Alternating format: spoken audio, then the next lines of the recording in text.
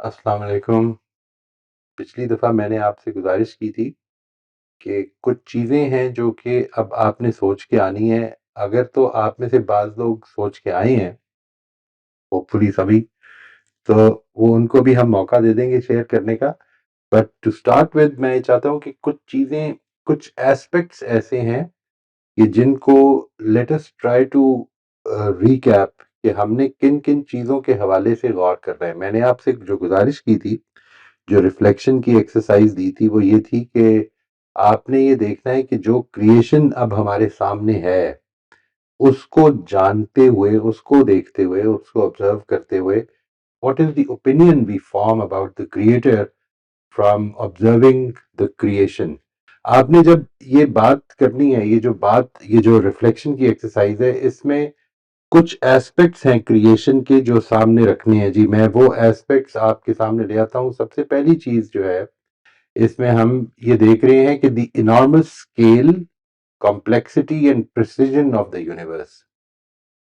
یعنی آپ کے سامنے یہ چیز ہے، اس کو دیکھتے ہوئے آپ کو اس کے کریٹر کے بارے میں کیا رائے بنتی ہے؟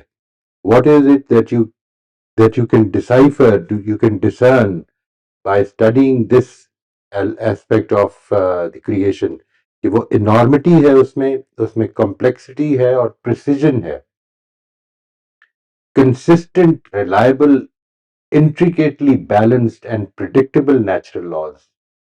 ایسے نیچرل لاز ہیں جو کنسسٹنٹ ہیں، ریلائبل ہیں، انٹریکیٹلی بیلنسڈ ہیں۔ یعنی یوں سمجھ لیں کہ ایک آدھے سینٹی میٹر اور ملی میٹر کا فرق جو ہے، وہ بھی بیڑا غرق کر سکتا ہے پوری کی پوری کائنات کو۔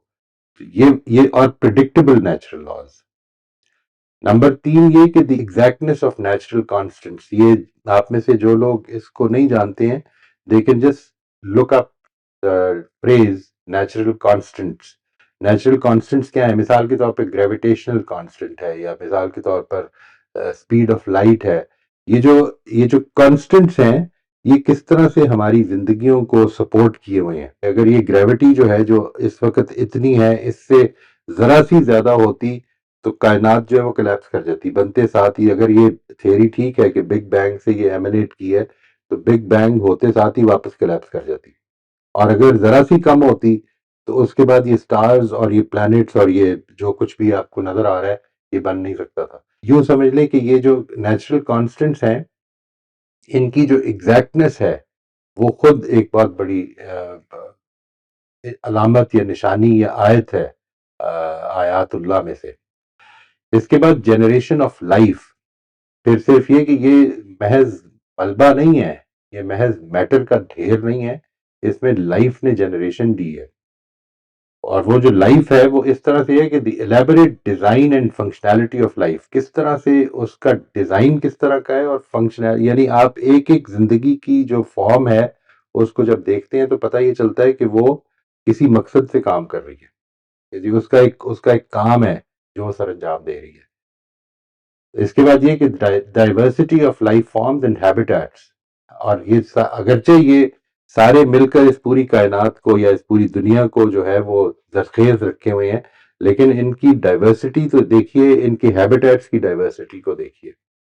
دی انٹریکیٹلی ووون، جس کا مطلب یہ ہے کہ بیلنسڈ ہے، انٹر ڈیپینڈنٹ ہے اور کوآپریٹو ہیں۔ یہ ایکو سسٹمز، بے تحاشا ایکو سسٹم موجود، یعنی ان گنت قسم کے ایکو سسٹمز ہیں کہ جس کے اندر جس کی وجہ سے ہم یہ زندگی کو سسٹین کر پا رہے ہیں۔ اس کے بعد کنڈیشن سپورٹنگ لائف۔ زندگی میں صرف زندگی پیدا نہیں ہو گئی، بلکہ دنیا میں زندگی کو پیدا کرنے کے بعد اس کو سپورٹ کرنے کا بھی انتظام ہوا ہوا ہے۔ اسٹیبل کلائمیٹس ہیں، resources like water, food, air, nurturing instincts ہیں، یعنی جو بڑے ہیں جب وہ اپنے ینگز کو دنیا میں لے کے آتے ہیں تو ان کے اندر اللہ تعالیٰ نے نیچرلی وہ انسٹنکٹس رکھی ہوئی ہیں کہ وہ ان کو سکھاتے ہیں اور ایگزسٹ کرنے کی تربیت دیتے ہیں۔ پھر purposeful existence of life forms. یہ جتنی بھی لائف فارمز ہیں، یہ ایسا نہیں ہے کہ محض زندہ چیزیں ہیں۔ ایک کیڑا، ایک چھوٹے سے چھوٹا جو چھوٹی سے چھوٹی مخلوق بھی جو زندہ ہے، وہ اصل میں کسی نہ کسی پہلو سے کنٹریبیوٹ کر رہی ہے۔ پھر دی ہیومن فزیولوجی. اب اس سب کچھ کے بعد انسان پر آ جائیں. انسان کی ساخت کیسی ہے، اور پھر آخر میں دا 7 یونیکلی ہیومن پوٹینشیل. یہ وہ چند چیزیں ہیں جن کے بارے میں یہ چاہتا ہوں کہ آپ نے اس طرح کرنا ہے کہ ان چیزوں پہ غور کرنا ہے، اور ان سے ریلیٹ کر کے تو اپنی جو بھی انڈرسٹینڈنگ ہے، جو بھی آپ سمجھ پائے ہیں، جو ڈسرن کر پائے ہیں کائنات کے خالق کے بارے میں، اس دنیا کو وجود میں لانے کے والے کے بارے میں، وہ کیا ہے یہ شیئر کریں گے جی. تو اگر تو آپ میں سے کوئی آج تیار ہے تو ضرور شیئر کر لیں، اور اگر نہیں ہے تو پھر بھی کوئی بات نہیں. ہم انشاءاللہ we will take it up again next week اگر اللہ نے چاہا تو.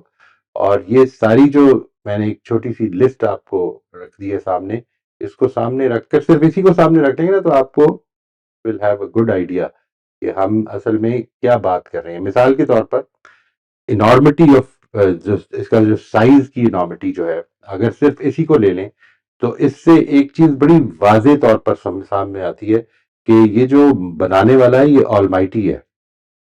یہ اصل میں بہت زیادہ قدرت رکھنے والا ہے، بے پناہ قدرت رکھنے والا ہے، یعنی ان امیجنیبل. اس کی یہ مخلوق جس کو ہم دیکھ رہے ہیں، ہم اس کی وسعتوں تک نہیں پہنچ سکے تو ہم اس کی بڑائی کو کیا جان سکتے ہیں. یہ والا ایسپیکٹ ہمارے دل میں پیدا ہوتا ہے.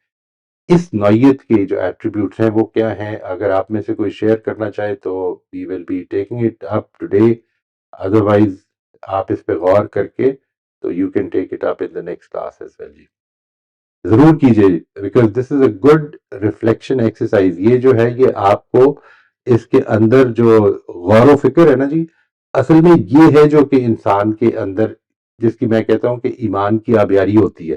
یعنی یہ وہ سٹیج ہے کہ جدھر اب ناؤ یو بیکم انفارمڈ، اور اب اگلی سٹیجز وہ آئیں گی جس پہ ہم ذکر کرتے رہیں گے کہ کس طرح سے ہم اس انفارمیشن کو اپنی زندگی میں انٹیگریٹ کرتے ہیں، اور پھر وہ کس طرح سے ہماری زندگیوں میں انٹرنلائز ہوتی ہے. یہ تینوں سٹیجز ہیں، اور اس کو اگر ہم ادھر سے شروع کریں کہ ایک اچھی ریفلیکشن کے ساتھ اس کو سمجھیں تو اس کے نتیجے میں اصل میں what we will have is a good foundation of knowledge.